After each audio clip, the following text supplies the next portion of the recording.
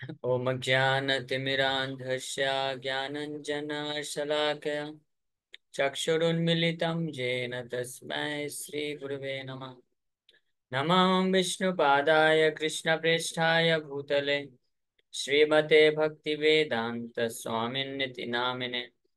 नमस्ते सारस्वती देवे गौरवाणी प्रचारिणे निर्विशेषा शून्यवादी पाश्चात्य देश तारिणे।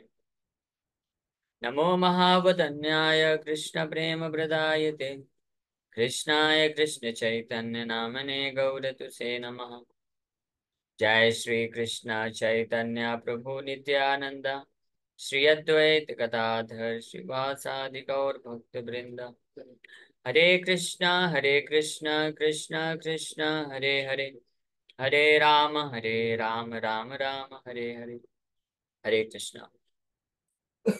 आप सभी भक्तों का हार्दिक स्वागत है आज के गौर कथा में। तो हम लोग चैतन्य चरितमृत से चर्चा कर रहे हैं। श्री चैतन्य चरितमृत आदि लीला, इसका 7वां अध्याय, लॉर्ड चैतन्य इन 5 फीचर्स। तो इसके 24-25 प्यार तक चर्चा की है। लूटिया खाइया दिया भंडार उजाड़े, आचार्य भंडार प्रेम सत गुण बाढ़े। ये कृष्ण प्रेम के भंडार से खुद भी उसका आस्वादन कर रहे हैं पंचतत्व, और सबको बांट भी रहे हैं। लेकिन आश्चर्य क्या है, जितना बांट रहे उतना वो बढ़ता जा रहा है। उच्छल लीला प्रेम वन्य 14 के बेडाए, स्त्री वृद्ध बालक युवा सबारे डूबाए। और इसका क्या प्रभाव है? The flood of love of God had swelled in all directions, and thus young men, old men, women, and children were all immersed in that inundation. उच्च लीला प्रेम वन्य 14 के वेडाए। 14 के वेडाए मतलब चारों दिशाओं में। ये जब भगवान कृष्ण हरिनाम संकीर्तन के माध्यम से कृष्ण के प्रति प्रेम जो है वो बाढ़ की तरह इस तरह से प्रभावित हुआ कि चारों तरफ स्त्री वृद्ध बालक युवा सबारे डूबा है, सबको डुबो दिया। When the contents of the storehouse of love of Godhead is thus distributed, there is a powerful inundation that covers the entire land.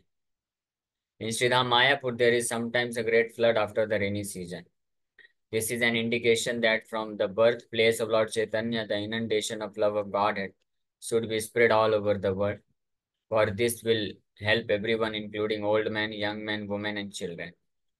The Krishna consciousness movement of Sri Chaitanya Mahaprabhu is so powerful that it can inundate the entire world and interest all classes of men in the subject of love of God.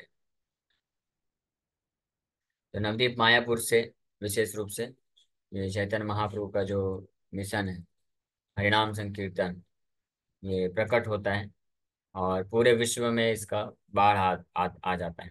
Mayapur में, specially Mayapur में rainy season में गंगा जो है उसको क्या बोलते हैं, अवाप्लावित हो जाती है। अप्लावित अप्लावित हो जाती है और बाढ़ आ जाती है।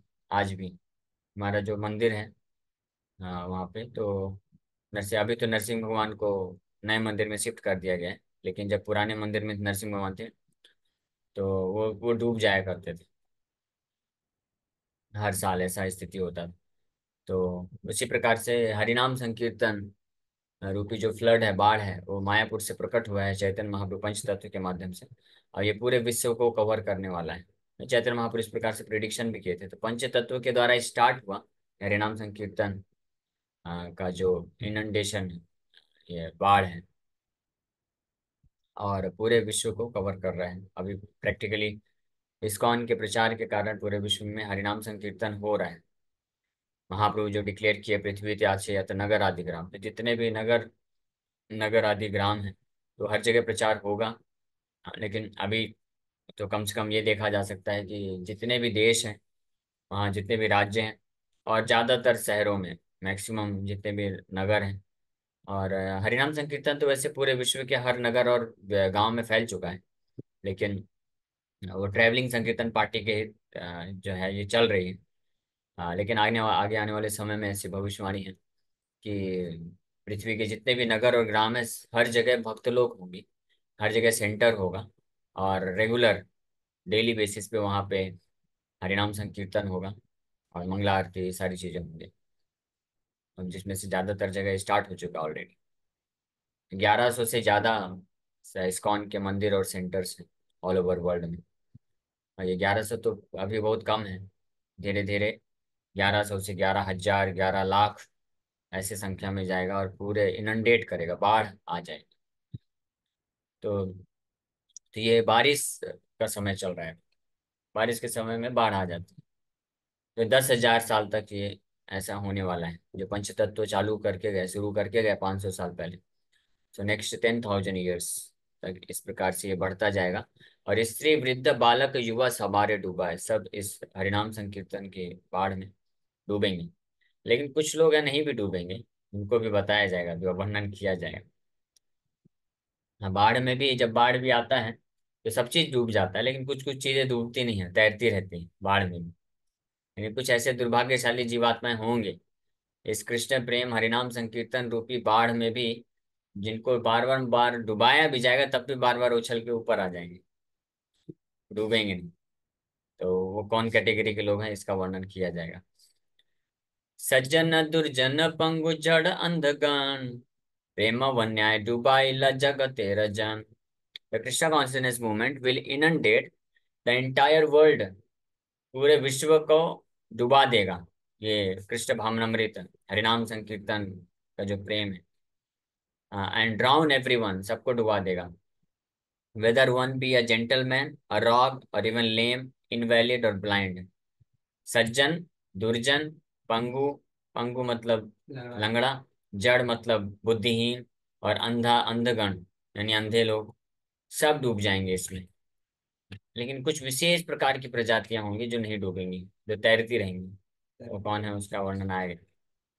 Here again, it may be emphasized that although jealous rascals protest that Europeans and Americans cannot be given the sacred thread or sannyas, there is no need even to consider whether one is a gentleman or a rogue, because this is a spiritual movement which is not concerned with the external body of skin and bones, because it is being properly conducted under the guidance of the Panchatattva, strictly following the regulative principles. It has nothing to do with external impediments.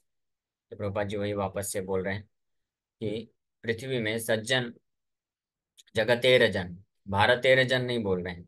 सज्जन, दुर्जन, पंगु, जड़, अंधगण, प्रेम वन्याय डुबाइला जगतेर जन, पूरे जगत के, all over the world, ये जितने भी, चाहे वो जेंटलमैन है, सज्जन व्यक्ति है, या वो पापी व्यक्ति है, हर किसी को ये स्पेशल मूवमेंट टच करेगा।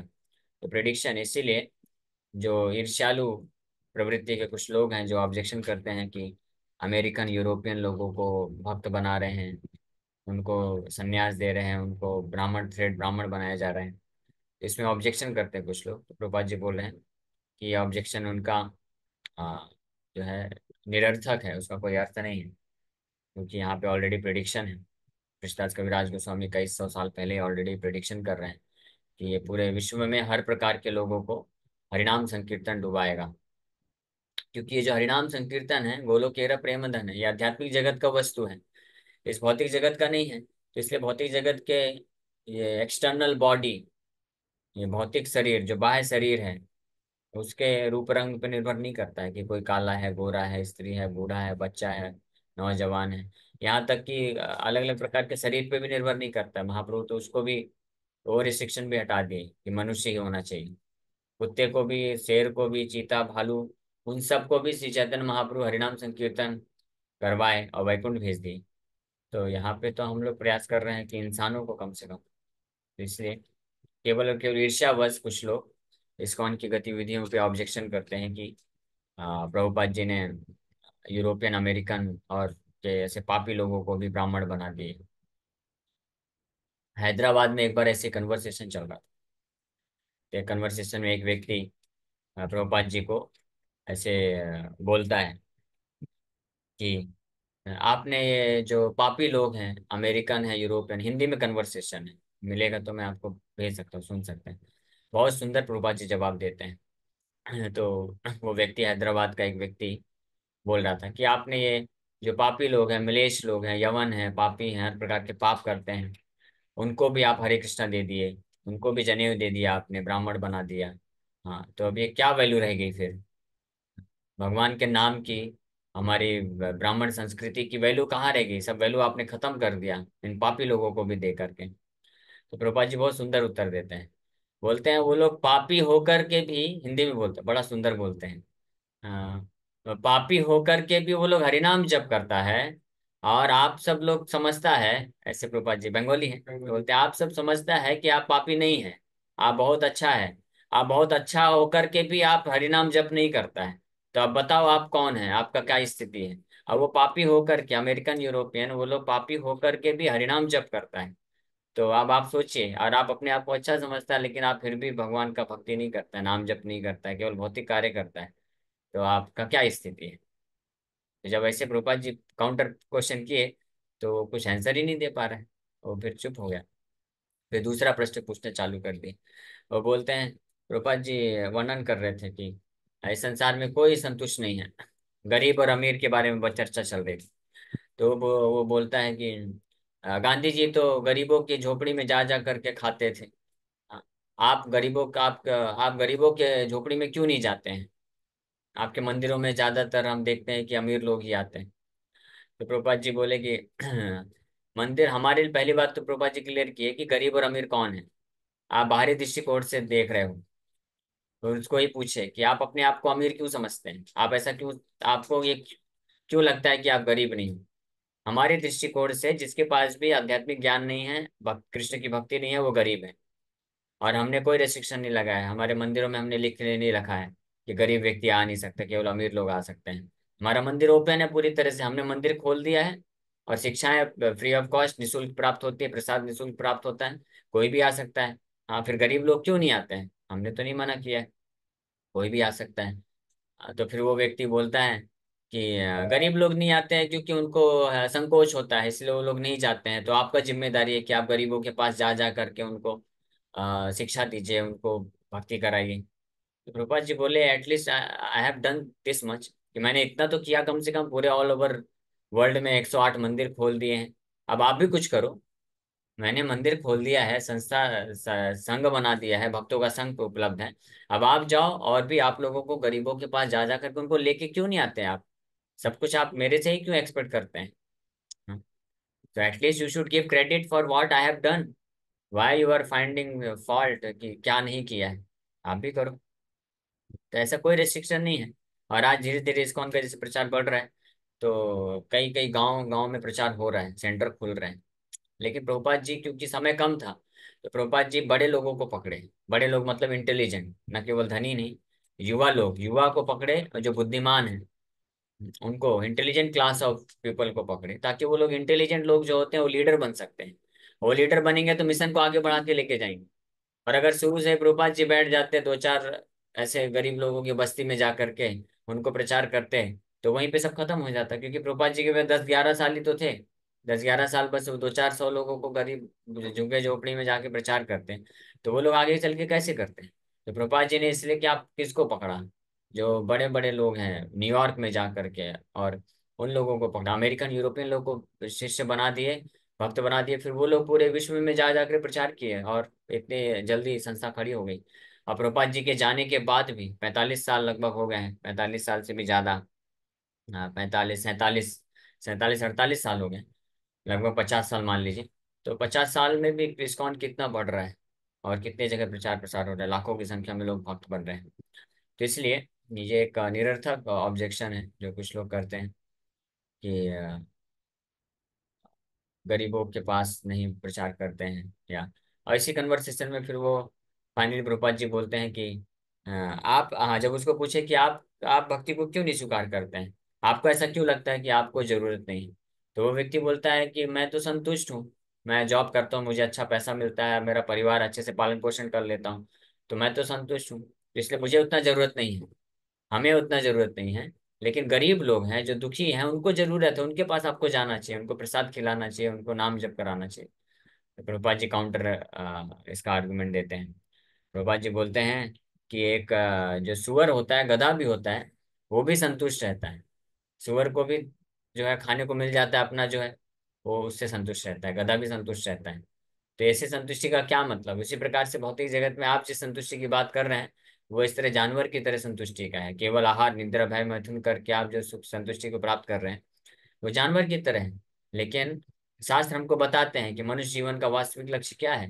वो दिव्य आनंद को प्राप्त करना, दिव्य चेतना को प्राप्त करना, असली संतुष्टि को प्राप्त करना, आध्यात्मिक चेतना में स्थित होकर के। तो इसी प्रकार से ये जो कृष्ण कॉन्शियसनेस मूवमेंट है, कृष्ण भावनामृत आंदोलन है, ये सबके लिए है, विदाउट डिस्क्रिमिनेशन, किसी किसी डिस्क्रिमिनेशन के बिना सबके लिए है। चाहे यहाँ पे कोई स्त्री हो, पुरुष हो, बूढ़ा हो, नौजवान हो, बच्चा हो, या अमीर हो, गरीब हो, अफ्रीकन हो, अमेरिकन हो, यूरोपियन हो, चाइनीज हो, जापानीज हो, ये सबके लिए इक्वली इम्पोर्टेंट है। ऐसा नहीं है कि जो अमीर लोग हैं उनको उतना जरूरत नहीं है, वो लोग तो सुख समृद्धि से अच्छे से जीवन यापन कर रहे हैं, और गरीब लोग को ज्यादा जरूरत है। नहीं, दोनों को ज्यादा जरूरत है, और दोनों के लिए ही ये मिशन है अवेलेबल। लेकिन कुछ लोग फायदा उठाते, कुछ लोग नहीं उठाते। जगत डूबिला जीवेर हैला बीजनास, ताहा देखी पांच जनेर परम उल्लास। तो इस तरह से जगत को डुबा दिए हरिनाम संकीर्तन के प्रेम रूपी जल में। तो when the five members of the Panchatattva saw the entire world drowned in love of Godhead, and the seed of material enjoyment in the living entity is completely destroyed, they all became exceedingly happy. तो भगवान यहाँ पे हमको एक hint मिल रहा है। पंच तत्व, पंच तत्व मतलब श्री चैतन्य महाप्रभु। श्री चैतन्य महाप्रभु ही है पंच तत्व है। तो श्री चैतन्य महाप्रभु एक्सीडिंगली हैप्पी, परम उल्लास, परम उल्लास, उनको परम सुख या परम उल्लास कब प्राप्त होता है? हाँ, स्पेशली ये श्लोक उन भक्तों के लिए है जो चैतन्य महाप्रभु को समर्पण करना चाहते हैं और उनको प्रसन्न करने का इच्छा रखते हैं। तो उनके लिए है कि जब महाप्रभु देखते हैं कि जगत डूबीला जीवेरा हैला बीजनास, कि जब पूरे विश्व में हरिनाम संकीर्तन का प्रचार प्रसार होता है, उसके लिए उनके सब भक्त लोग प्रयास करते हैं, और उसके प्रभाव से जब इस संसार के बद्ध जीवात्माओं का भौतिक जगत में भौतिक भोग करने की जो वासनाएं हैं वो नष्ट हो जाती हैं, बीज नाश हो जाता है। भौतिक वासनाएं जब नष्ट हो जाती हैं, भौतिक आसक्ति नष्ट हो जाती है, तब उनको क्या मिलता है? परम उल्लास मिलता है। They become exceedingly happy. हाँ, क्यों? क्योंकि जैसे ये भौतिक संसार जो बीज है, पाप करने की, भौतिक एंजॉयमेंट, भौतिक भोग करने की जो प्रवृत्ति है बीज के रूप में हृदय में पड़ी हुई है हम सभी के हृदय में, तो जब ये नाश हो जाएगा तो अपने आप कर्म बंधन का जो फांस है वो हट जाएगा, नष्ट हो जाएगा, और व्यक्ति अपने आप ही जो है इस भौतिक संसार से मुक्त हो जाएगा। कृष्ण के प्रति हरिनाम संकीर्तन स्वीकार किया, कृष्ण के प्रति प्रेम उत्पन्न हो जाएगा और भगवान के धाम को प्राप्त कर लेगा। इसलिए पंचतत्व श्री चैतन्य महाप्रभु की स्थिति को देखकर बड़े प्रसन्न हो जाते हैं। इसलिए जो भी श्री चैतन्य महाप्रभु के ट्रू फॉलोअर्स हैं, जो वास्तविक अनुयायी हैं, जो जो ढोंगी हैं, सो कॉल्ड फॉलोअर्स नहीं, सो कॉल्ड फॉलोअर्स तो अपने सुख के बारे में केवल चिंता करते हैं, हम कैसे सुखी हो जाएं, और वो भी भक्ति करके सुख प्राप्त नहीं करना चाहते हैं, भौतिक भोग को ही बढ़ा करके सुख प्राप्त करने की इच्छा रखते हैं। तो वो सब सो कॉल्ड फॉलोअर्स। जो वास्तविक फॉलोवर हैं, actual followers of Lord Shri Chaitanya Mahaprabhu, they act like acharya, आचार्य परिवराज का आचार्य शिला भक्ति सरस्वती ठाकुर, शिला प्रभुपाद जी और अन्य बड़ी संप्रदाय रूप सनातन गोस्वामी। तो उनके तरह उनका जो है कार्य होता है। They can not sit down at one place and enjoy material और स्पिरिचुअल फैसिलिटी। हाँ, वो अपना लाइफ डेडिकेट करते हैं क्या करने के लिए?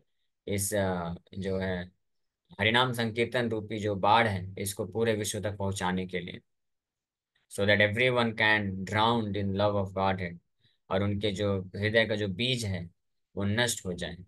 हाँ, तो इस प्रकार से श्री चैतन्य महाप्रभु प्रसन्न होते हैं।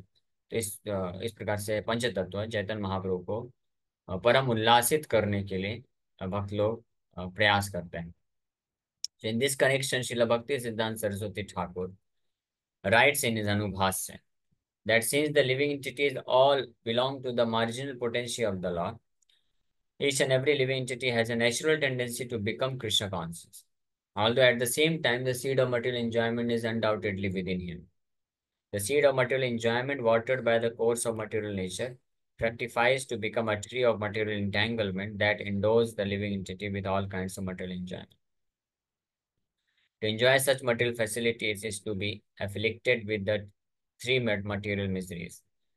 However, when by nature's law there is a flood, the seeds within the earth become inactive. Similarly, as the inundation of love of God it spreads all over the world, the seeds of material enjoyment become important.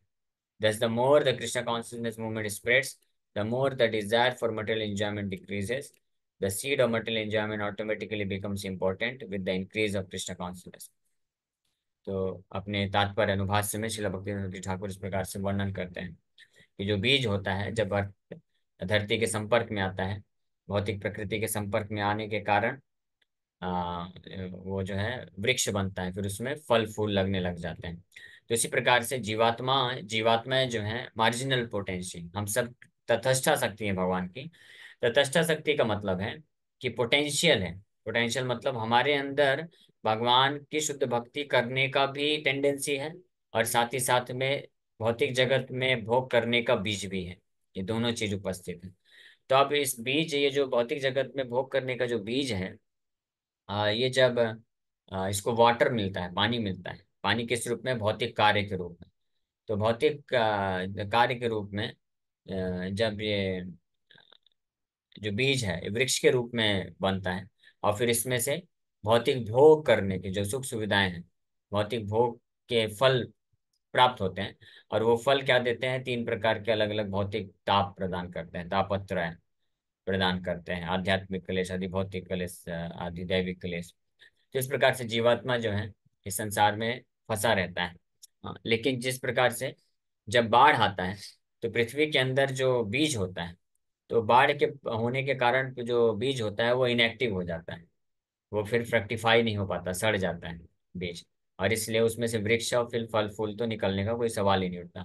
उसी प्रकार से जब ये कृष्ण भावनामृत रूपी जो हरिनाम संकीर्तन का बाढ़ पूरे विश्व में फैलेगा, तो लोगों के हृदय में जो जीव भोग करने का जो बीज है हृदय में, तो वो क्या हो जाएगा? वो इनएक्टिव हो जाएगा। ये जितनी मात्रा में कृष्णा कॉन्शियसनेस, यानी उनके हृदय में कृष्णा कृष्ण भावनामृत का बाढ़ जाएगा, पहुंचेगा। ये जो कृष्ण भावनामृत रूपी बाढ़ है, ये बाहर नहीं होता है, ये हृदय के अंदर वाली बात है, ये तो अंदर की बात है। हृदय के अंदर में जब कृष्ण भावनामृत का जो बाढ़ है प्रवाहित होता है, तो उससे हृदय में छुपे हुए जो असंख्य मात्रा में भौतिक भोग करने के बीज हैं, वो सब इम्पोर्टेंट हो जाते हैं, इनएक्टिव हो जाते हैं, सड़ जाते हैं। और इसलिए फिर उसमें से भौतिक भोग रूपी जो वृक्ष है वो उत्पन्न नहीं होता है, और ऐसे उनका यह टर्मिनेट हो जाता है, ये इस भौतिक जगत का जो अस्तित्व है। और इस प्रकार से वो शुद्ध कृष्ण प्रेम को प्राप्त कर सकते हैं, जो उनका जो वास्तविक ओरिजिनल जो टेंडेंसी है तथस्थ शक्ति का, भगवान को प्रेम करने का। इस प्रकार से ये कार्य होता है। इसलिए हरिनाम संकीर्तन का प्रचार प्रसार, ये कृष्ण भावनामृत का प्रचार प्रसार, ये बहुत महत्वपूर्ण है। जितनी मात्रा में ये पूरे विश्व में फैलेगा, उतनी ही मात्रा में लोगों के हृदय में पवित्रता आएगी इस हरिनाम संकीर्तन का आश्रय लेने से।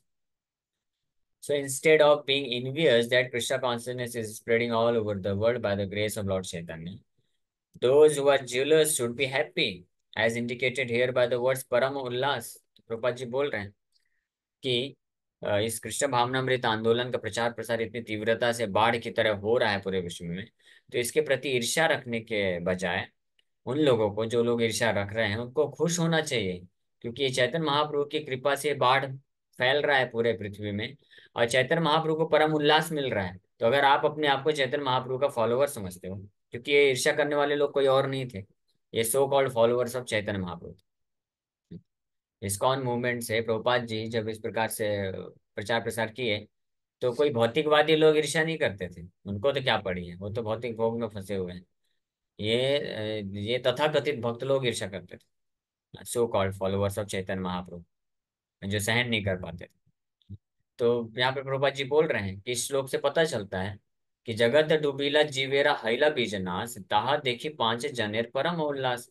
पांच जनेर, पंच तत्व को परम उल्लास मिलता है, बड़े प्रसन्न होते हैं जब पूरे जगत हरिनाम संकीर्तन से डूब जाता है और सभी लोगों का बीज का नाश हो जाता है, सब लोग शुद्ध भक्त बन जाते हैं। तो अगर आप भी चैतन्य महाप्रभु के भक्त हैं, तो आपको इस कार्य से तो परम उल्लासित होना चाहिए, क्योंकि भगवान उल्लास प्राप्त कर रहे हैं, तो आप ईर्ष्या क्यों कर रहे हैं? तो instead of being envious, they should become happy, but because they are कनिष्ठ अधिकारी। इसलिए प्रभुपाद जी लिख रहे हैं, लेकिन क्योंकि वो कनिष्ठ अधिकारी भक्त लोग हैं, बट बिकॉज दे आर कनिष्ठ अधिकारी और प्राकृत भक्त, प्राकृत भक्त मतलब materialistic devotees who are not advanced in spiritual knowledge.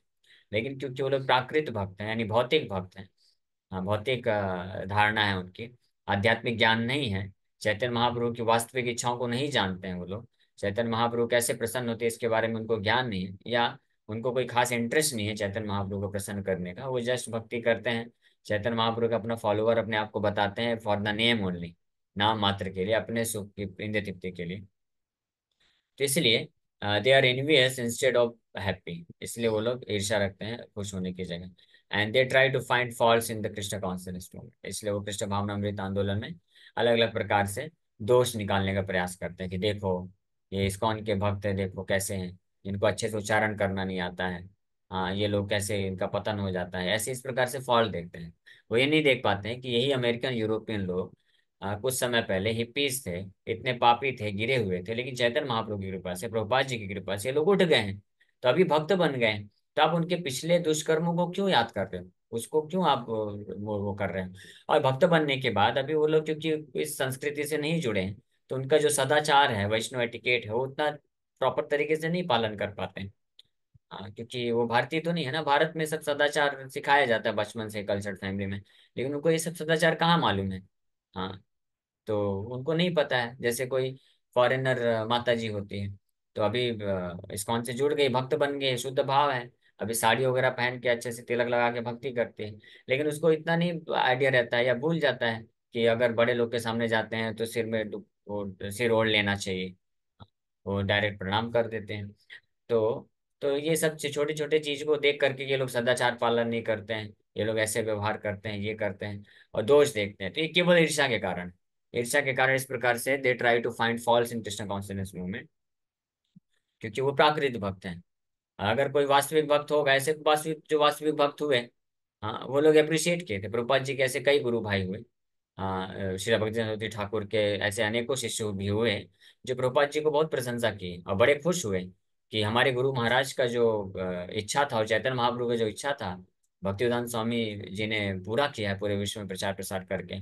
और लोग बहुत अप्रिशिएट करते थे, प्रभुपाद जी के शिष्यों को बहुत प्रेम करते थे, प्रेम पूर्वक उनको जो है जो भी ट्रेनिंग देते थे वो देते भी थे। लेकिन कुछ जो प्राकृत भक्त थे वो लोग ऐसा ऑब्जेक्शन करते थे, और जो स्मार्ट ब्राह्मण थे, सो कॉल्ड कास्ट ब्राह्मण लोग, वो लोग भी ऑब्जेक्शन करते थे। तो वो उस समय भी होता था और आज भी होता है, आज भी ऐसे कई लोग होते हैं, स्पेशली आप जो रिजिड ब्राह्मण फैमिलीज उसमें जाएंगे साउथ इंडिया तरफ ये सब, तो वो लोग करते हैं। हालांकि साउथ इंडिया में श्री वैष्णव संप्रदाय के जो सबसे महान आचार्य हुए, अभी रिसेंटली उनका शरीर छोटा था, ऑलमोस्ट 90 ईयर्स प्लस के थे, उनका नाम मुझे भूल रहा है, और सन्यासी सबसे प्रमुख आचार्य थे।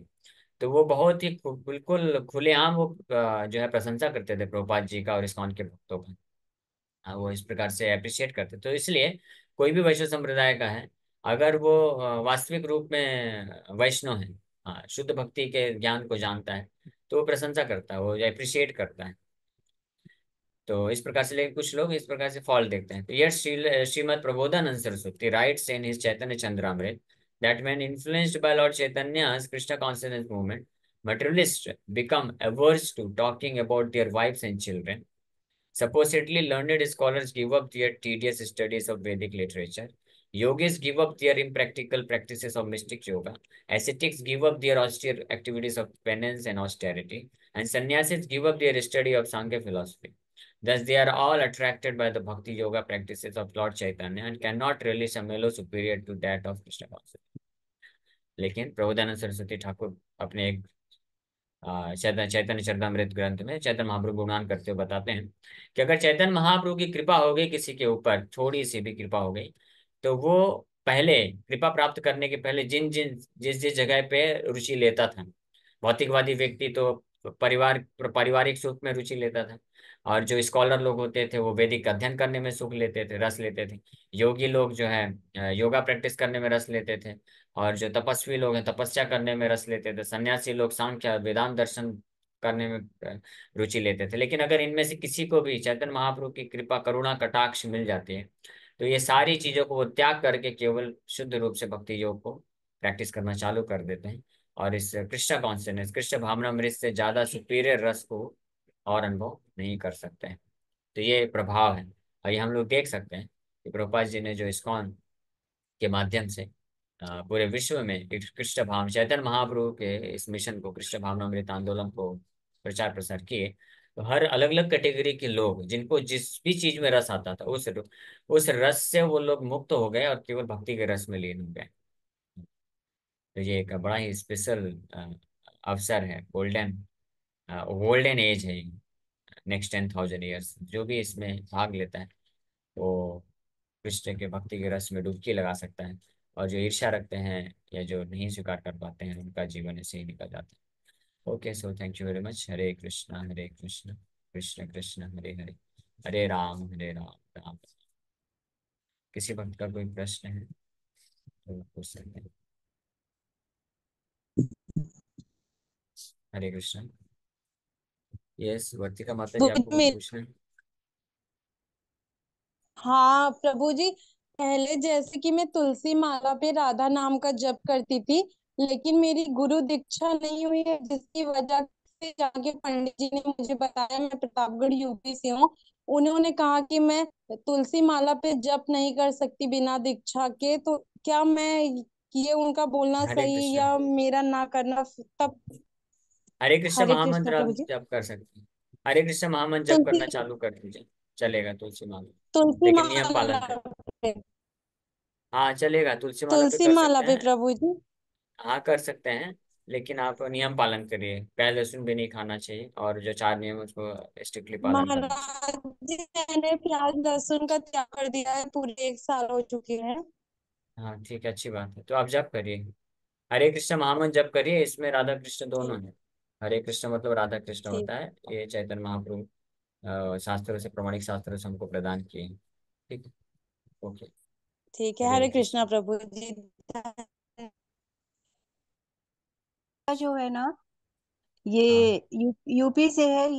ये साल भर से लहसुन कांदा नहीं खाती, क्योंकि ये इसको मैंने बताया था, तो ये 4 नियम पालन करती है प्रभु जी। हाँ, तो और बहुत अच्छी प्रभु बात है, जी, फिर जप कर। ये तुलसी माला पहनना चाहती है, इसके घर वाले पहनना चाहते हैं, पर गांव वाले कुछ ऐसे हैं कि इसको पहनने नहीं देते हैं। तो इसके बारे में आप इसको बता दीजिए, क्योंकि इसकी आवाज क्लियर नहीं आ रही है। हरे कृष्णा प्रभु अच्छा, जी। तो पहन सकते हैं अगर नियम पालन कर रहे हैं। चारों नियम स्ट्रिक्टली पालन कर रहे हैं, पहले दिन भी नहीं खा रहे हैं, और भगवान को भोग लगा के खाना, ये भी एक महत्वपूर्ण चीज है। तो जो भी आप बनाते हैं बिना प्याज लहसुन के बना रहे हैं, तो आप जो भी बनाते हैं भगवान को भोग लगाइए, और प्रसाद ग्रहण कर रहे हैं इस प्रकार से, तो आप कंठी माला पहन सकते हैं तुलसी का। जी तो भी प्रभु जी, मैं ऑब्जेक्शन भगवान जी तो। को भोग लगाने के बाद ही कुछ भी ग्रहण करती हूँ। हाँ तो अच्छी बात है, तो आप कंठी माला पहन सकते हैं। और अगर आपके गांव वाले अब जो ऑब्जेक्शन करते हैं, तो उसको थोड़ा सहन कर लेना चाहिए। या तो एक काम करिए, आप सिंगल राउंड का पहन लीजिए, अंदर रखिए तो दिखेगा नहीं लोगों को। आपको जी तुलसी प्रभु महारानी जी। की कृपा भी मिल जाएगी, और आप अपना भक्ति और लोगों से जो है ऑब्जेक्शन मिलता है उससे भी बच जाएंगे। हरे कृष्णा प्रभु जी। हरे कृष्ण।